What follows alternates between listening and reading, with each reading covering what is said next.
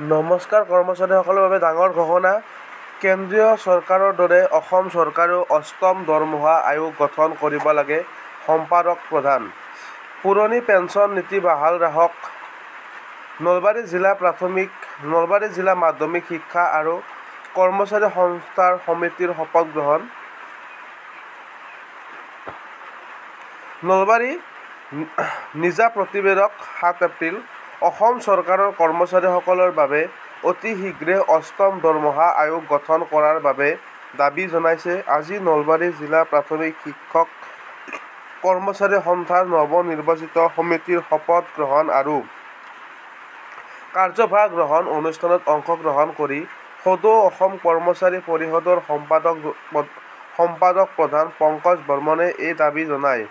অসমৰ কৰ্মচাৰী সমাজৰ জ্বলন্ত সমস্যা NPS ব্যৱস্থা বাতিল কৰি পুৰণা পেন্সন ব্যৱস্থা বাহাল ৰাখি কৰ্মচাৰীসকলৰ অৱসৰকালীন জীৱনৰ নিৰাপত্তা সুনিশ্চিত কৰাৰ পোষকতা কৰে।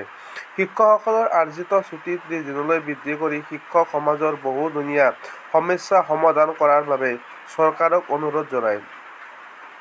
ইতিমধ্যে ১১ জানুৱাৰীত সদৌ অসম কৰ্মচাৰী পৰিষদৰ সৈতে অসমৰ মুখ্যমন্ত্ৰীৰ অনুষ্ঠিত আলোচনাকালত হোৱা সিদ্ধান্ত মৰ্মে আৰ্জিত ছুটীৰ বাবে গঠিত উচ্চ স্তৰৰ সমিতিখনৰ প্ৰতিবেদন অনুসৰি কাৰ্যকৰী কৰাৰ বাবে অনুৰোধ জনায়।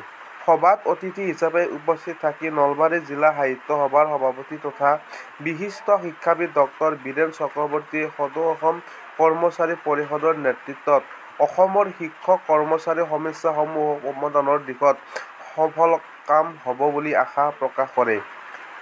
অসম সন্মিলিত শিক্ষক মঞ্চৰ মুখ্য সম্পাদক তথা অসম কনিষ্ঠ মহাবিদ্যালয় শিক্ষক কৰ্মচাৰী সন্থাৰ সাধাৰণ সম্পাদক উৎপল চক্ৰৱৰ্তীয়ে শিক্ষক সমাজৰ বিভিন্ন সমস্যাৰ বিষয়ত আলোকপাত কৰে।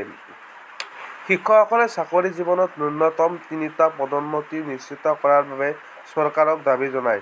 শিক্ষক সমাজক একত্ৰিত হৈ থকাৰ বাবে সকলো শিক্ষকক আহ্বান জনায়।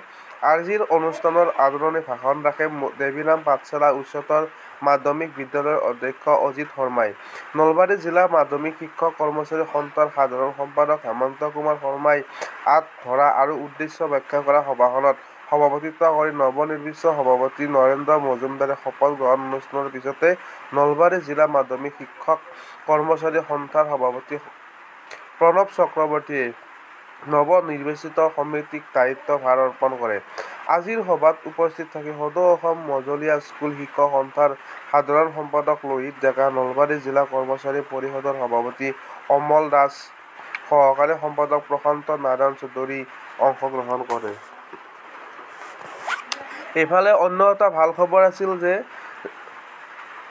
দ্য ইন্সপেক্টৰ অফ স্কুল সকলো জিলালৈ পঠাইছে। ইয়াতে লিখা আছে 6 শিডিউল এণ্ড বিটিআৰ ডিষ্ট্ৰিক্টত পঠাইছে আৰু কিয় পঠাইছে regarding submission of list of office assistant junior assistant of different government and provincialised secondary school who are presently drawing grade pay of Rs 6,200 অৰ্থাৎ যিসকলৰ বৰ্তমান গ্ৰেড পে 6,200 তেওঁলোকৰ লিষ্ট বিচাৰিছে। বিটিআৰ সকলো ডিষ্ট্ৰিক্ট বিটিআৰৰ 6 শিডিউল যিটো এৰিয়া সেইটো। অন্যহাতে অসমৰ আমাৰ যি মুখ্যমন্ত্ৰী মহোদয় তেওঁ কৈছে আমাৰ কৰ্মচাৰীসকলৰ উৎসাহ উদগনিৰে বিশেষ সকাহ অসম চৰকাৰৰ সকলো যিসকল কৰ্মচাৰী আছে ৰান্ধনী অংগনবাড়ী আশাকৰ্মী তেওঁলোকৰ দৰমহা আৰু লগতে যি NPS OPS এইবিলাকৰ কাৰণে ভাল সুখবৰ দিছে মাননীয় মুখ্যমন্ত্ৰী মহোদয়ে। ইয়াতে আপোনালোকে চাব পাৰে ধুনীয়াকৈ দিয়া আছে যে অসম চৰকাৰৰ বিভিন্ন বৰ্গ আৰু সেৱাৰ কৰ্মচাৰীসকল আমাৰ প্ৰশাসনিক ব্যৱস্থাৰ মেৰুদণ্ড।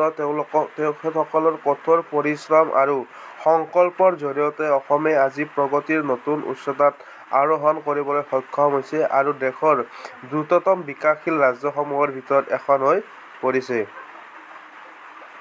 আপোনালোকে চৰকাৰী আপডেট পাবলৈ আমাৰ এই চেনেলটো ছাবস্ক্ৰাইব কৰি শ্বেয়াৰ কৰি দিব। আজিলৈ ইমানেই, ধন্যবাদ।